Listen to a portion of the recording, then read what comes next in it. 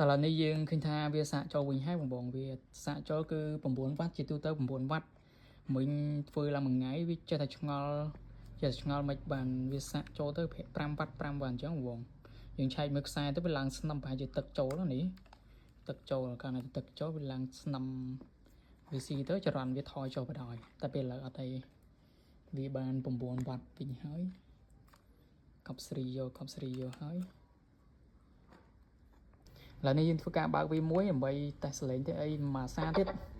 ខ្លាចវាចាប់ចូលក្នុងធុងទៅគឺយើងតេស្តសលេងទៅវាអត់ដំណើរការចឹងយើងតេស្តមួយព្រឹបនេះយើងធ្វើនេះហើយយើងចាប់ដើមសម្អាតវាយើងចាប់ដើមសម្អាតវា Cloud costs eating your budget. Get instant savings. Plain in 30 seconds. ឡងនិយាយស្ដាប់លេងលឺបាត់មុខព្រោះទ្រង់ក្រងគង់តែស៊ំតែគេថែមជំងឺអស់សេរីភាពចេញទៅណាទៀតរួននៅឆក់កដៀតគិតដល់មេឃភ្លឺមានមនុស្សជាច្រើនចង់កំណត់វាសនាខ្ញុំសើចទេបើជាចង់ខ្ញុំស្រែកយំបញ្ហាយូរមិនណោះទេខ្ញុំនៅដអត់ហែកហួរព្រឹកទឹកអត់ល្អ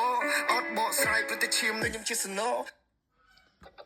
ចឹងវីដេអូនេះគេមានតែប៉ុណ្្នឹងទេបើសិនជាបងមានតម្រូវការតាក់ទងមកបាន